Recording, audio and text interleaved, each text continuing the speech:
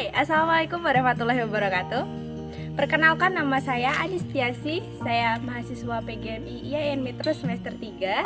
Dan di sini video ini adalah tugas UAS untuk mata kuliah PPKN.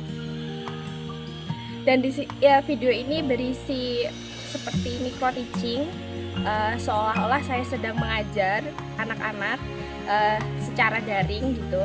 Jadi saya di sini dan anak-anak di rumah, saya akan membimbing anak-anak belajar secara daring dan semoga berhasil. Doain ya. Terima kasih.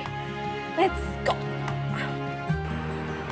Halo, assalamualaikum warahmatullahi wabarakatuh adik-adik. Bagaimana kabarnya di rumah? Alhamdulillah, kabar ibu juga baik. Udah kangen ya untuk sekolah lagi, untuk belajar bareng-bareng di kelas. Tapi gak apa-apa, nikmati prosesnya, karena ini juga untuk kebaikan kita bersama. Tapi meskipun hal seperti ini, ibu harap di rumah adik-adik sekalian masih belajar ya. Oh ya, jangan lupa minta bimbingan kedua orang tua kalian ya, mama, papa, nenek, kakek, om ataupun tante, supaya pembelajaran kita kali ini bisa berjalan lancar. Amin. Nah, sebelum pembelajaran ini dimulai, kita berdoa dulu yuk. Ibu pimpin ya, berdoa menurut agama dan kepercayaan kita masing-masing. Berdoa dimulai.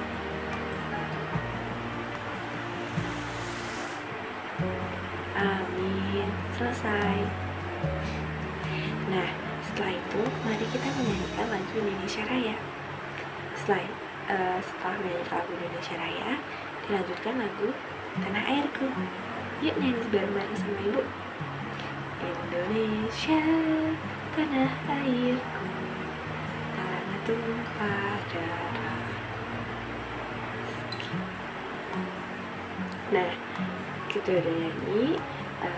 Ibu juga sudah membagikan file modul ini ya. Kebalik. Ibu juga sudah membagikan file modul ini secara online via WA. Silahkan dibuka grup WA-nya, dibuka filenya, dan kita akan belajar bersama-sama mengenai tema 8, yaitu bumiku. Subtema kedua, pembelajaran ketiga. Nah, kali ini adik di rumah udah pernah keluar negeri belum? Belum ya? Semoga ketika dewasa nanti kalian bisa keluar negeri ya. Nah, kira-kira kondisi geografis, kondisi alam, dan kondisi sosial budaya di luar negeri itu sama tidak ya dengan yang ada di Indonesia? Ya, berbeda, karena musimnya juga berbeda. Ada negara dengan 4 musim, ada juga negara dengan 2 musim. Coba sekarang ibu tanya, ada berapa musim? Betul banget, ada 2, musim penghujan dan musim kemarau. Nah, sekarang kita buka modulnya halaman ke-4 ya. Ini ada bacaan tentang negara Singapura. Kira-kira tahu nggak kenapa kita hari ini membahas tentang negara Singapura? Ya, betul banget. Karena negara Singapura adalah negara terbersih di Asia Tenggara. Kok bisa ya? Yuk dibaca dulu yuk. Sambil dibaca ya, ibu baca juga. Jadi disimak ya. Singapura termasuk negara dengan penduduk yang padat. Sebanyak 85% rakyat Singapura tinggal di rumah susun. Penduduknya terdiri atas etnis Tionghoa, Melayu, dan India. Rakyatnya menganut agama Buddha, Islam, Kristen, dan Tao. Penduduknya berbahasa Inggris, Mandarin, Melayu, dan Tamil. Rakyat Singapura sangat disiplin dalam masalah kebersihan. Singapura menjadi negara paling bersih di Asia. Singapura banyak dikunjungi oleh para wisatawan. Mereka ingin berbelanja di Singapura. Nah, dari bacaan ini tadi ada banyak sekali infonya ya. Kira-kira infonya apa aja ya? Nah, di bawahnya ini ada gambar salah satu tempat wisata. Lihat ya. Salah satu tempat wisata di Singapura. Jadi negara Singapura ini terkenal sangat bersih karena warga di sana atau penduduk di sana sangat peduli akan kebersihan lingkungan dan merasa bertanggung jawab untuk menjaga lingkungannya supaya tetap bersih. Nah, kita juga harus mencontoh ya dengan bersih supaya lingkungan kita bersih. Kenapa sih lingkungan kita harus bersih? Kita tahu karena lingkungan yang bersih adalah sebuah lingkungan yang sehat, udaranya bersih, tempatnya bersih. Selain enak dipandang, kebersihan juga baik untuk kesehatan kita. Oke? Nah, bacalah kembali informasi tentang keadaan geografis di negara Singapura itu. Bersama dengan temanmu, lakukan analisis bersama ya. Karena kan rumah kita juga nggak berjauhan kan, dekat-dekat, cuma di area desa sini aja. Jadi melakukan kerja kelompok gitu juga ibu rasa tidak masalah ya. Atau kalau misal nanti kebingungan, ada pertanyaan, bisa langsung datang ke rumah ibu, kan rumah ibu juga nggak jauh dari sekolah ya. Tapi kalau mau via WA juga nggak apa-apa, nanti ibu balas apa ya.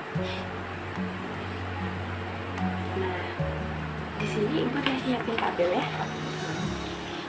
Tuh, nanti bisa kalian tulis jawabannya di buku, terus nanti difoto kirim ke ibu ya, via WA juga nggak apa-apa. Lanjut ya.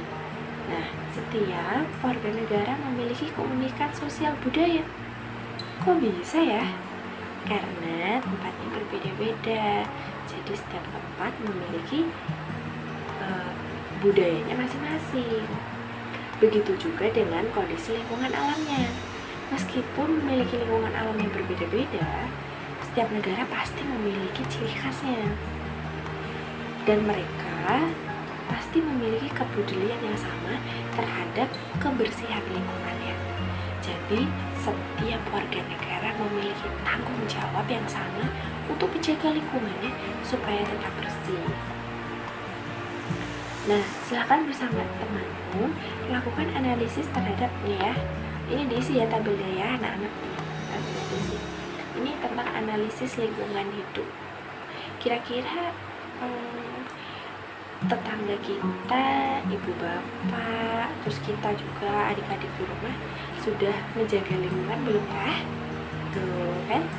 Nanti dianalisis ya, diisi tabelnya. Nggak diisi, ya gitu.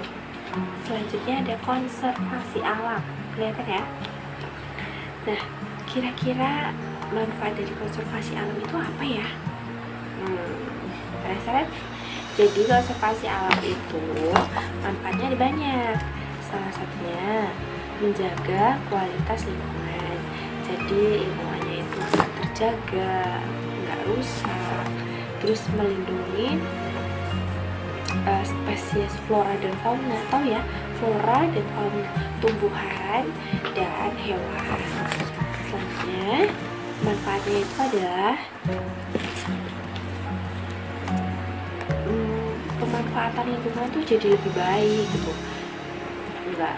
nggak mencemari lingkungan lah.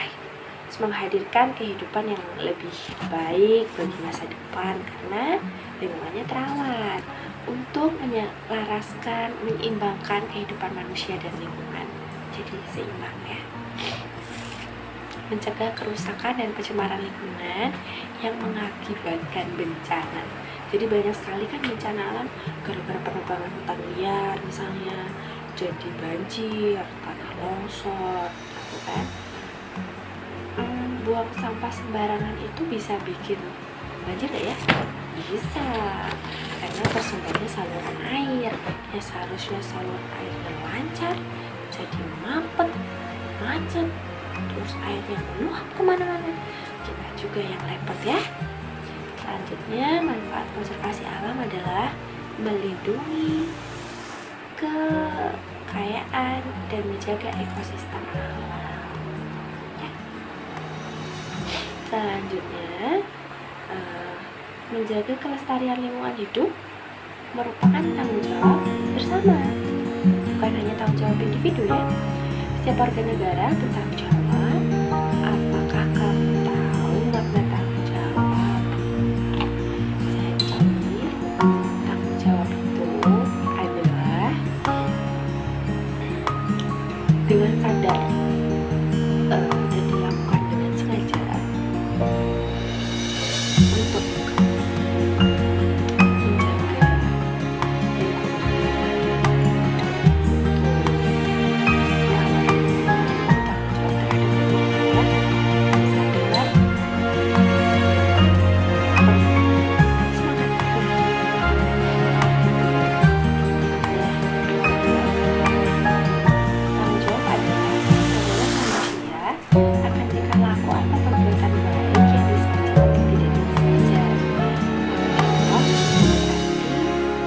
perwujudan kesadaran kewajiban. Jadi kayak, oh ya saya tahu nih saya harus membuang sampah pada tempatnya karena itu wajib hukumnya biar nggak banjir, terus lingkungannya nggak kotor, gitu ya.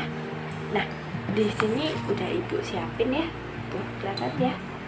Ini pohon keluarga.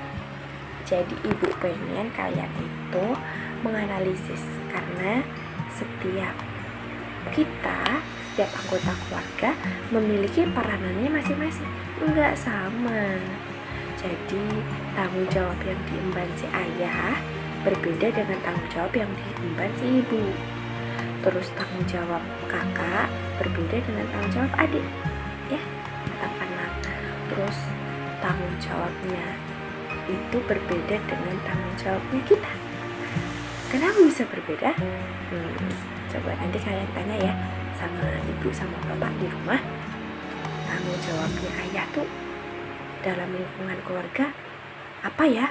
Gitu. Nah, nanti bisa kalian isi di bawah juga. Kenapa tugasnya banyak ya?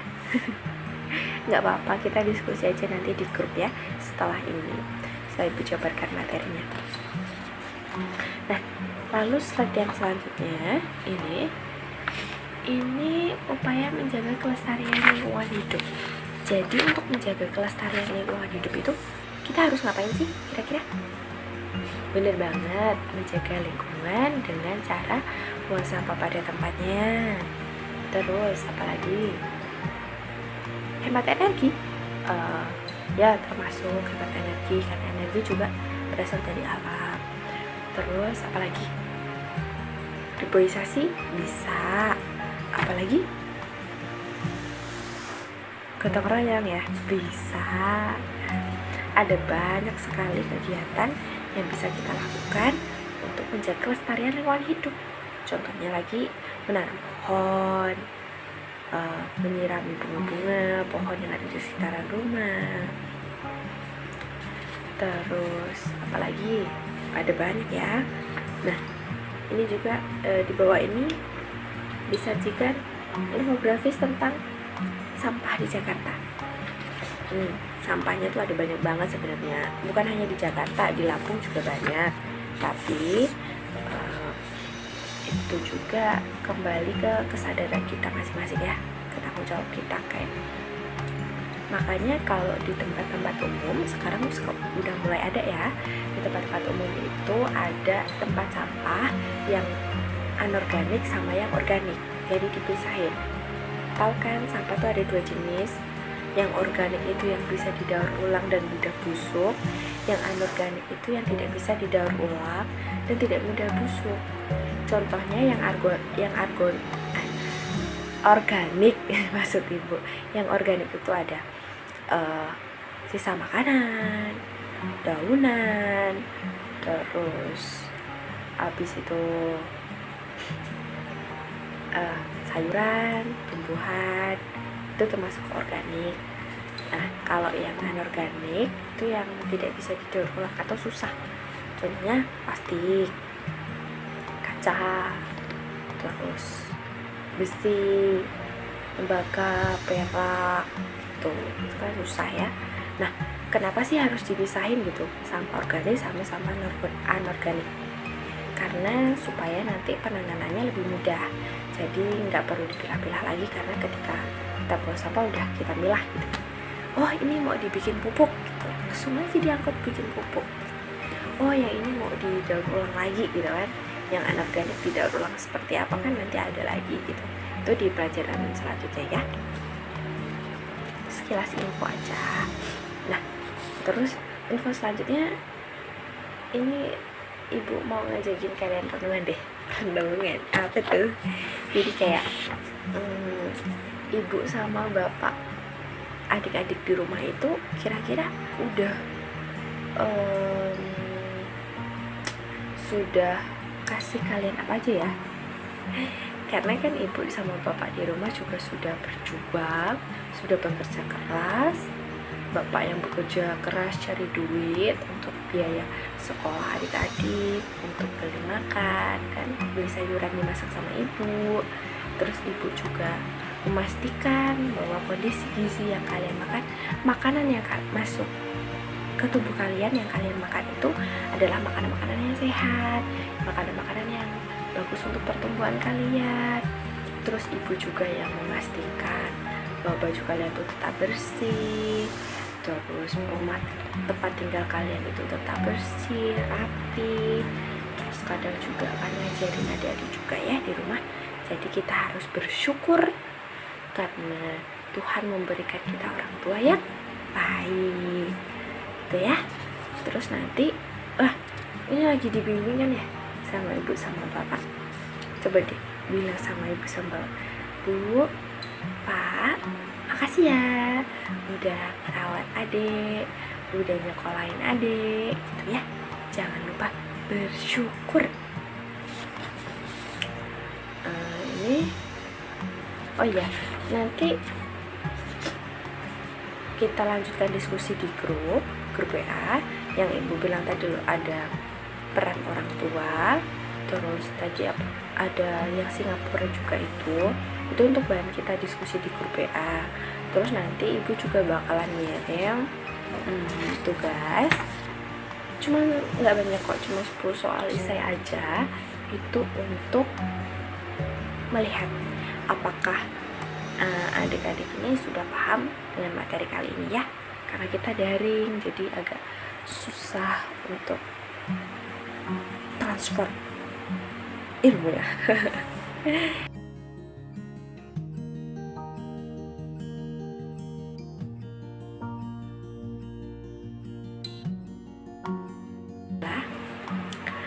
Kebersihan itu adalah tanggung jawab kita bersama.